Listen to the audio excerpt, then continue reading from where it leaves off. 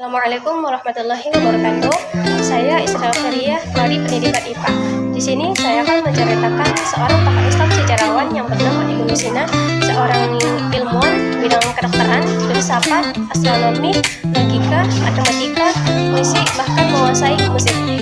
Selanjutnya saya akan membacakan biografi dari beliau.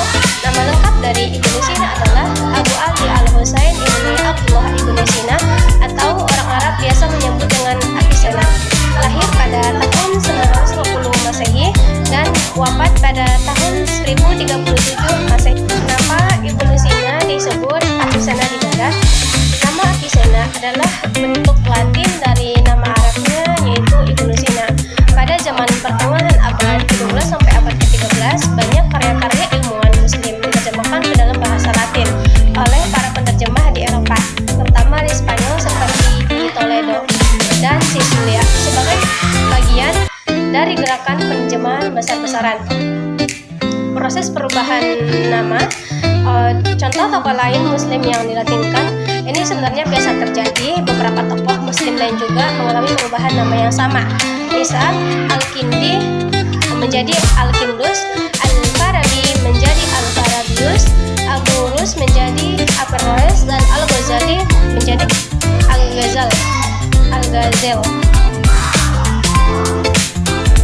Perubahan nama ini menunjukkan bagaimana pengetahuan dari dunia Islam diteruskan ke Eropa dan menjadi fondasi bagi pembangkitan ilmu pengetahuan di Barat, yaitu Ibnu Sina dengan nama Avicenna jadi salah satu ikon besar dalam sejarah filsafat dan kedokteran Barat.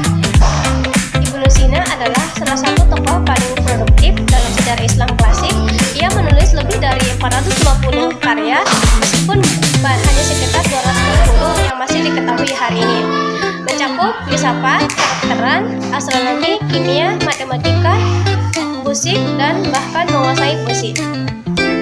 Dari beberapa karya Ibnu Sina adalah dalam kitab Al-Qanun Fiktif, yaitu judul Latin The Canon of Medicine, karya paling terkenal dalam ilmu kedokteran, yaitu berisi pengetahuan medis dari Yunani, India, Persia, dan pengamatan pribadinya.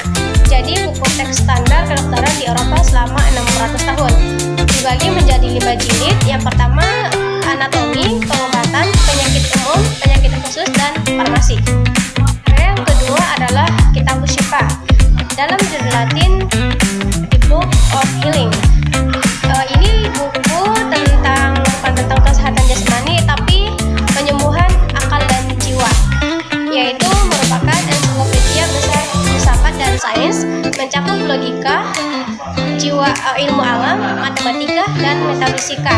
Ini adalah salah satu karya filsafat terbesar dalam sejarah Islam. Ketiga adalah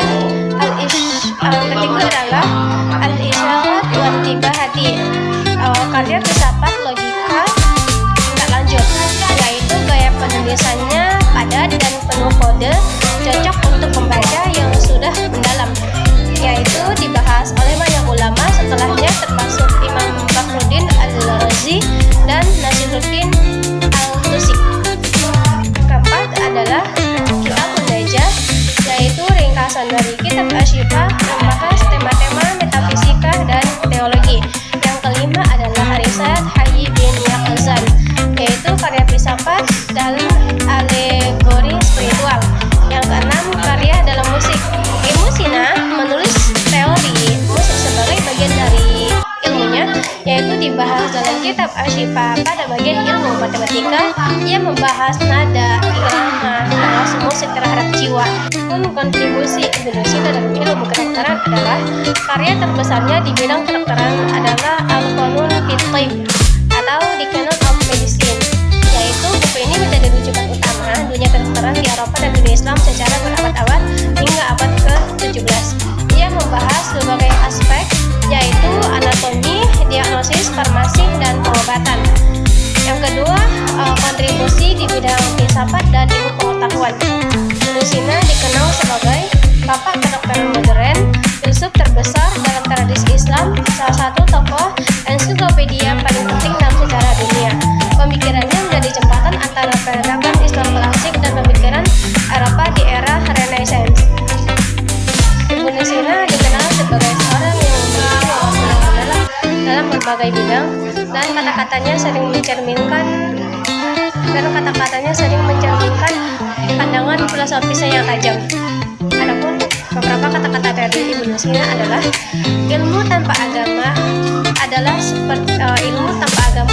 satu yang pincang, dan agama tanpa ilmu adalah buta. Menunjukkan bahwa ilmu dan agama harus berjalan seiringan untuk mencapai pemahaman yang utuh tentang kehidupan. Selanjutnya, kata-kata dari beliau adalah hati manusia adalah seperti tanah. Jika kita tidak ditanami dengan ilmu, maka akan ditumbuhi oleh kebodohan.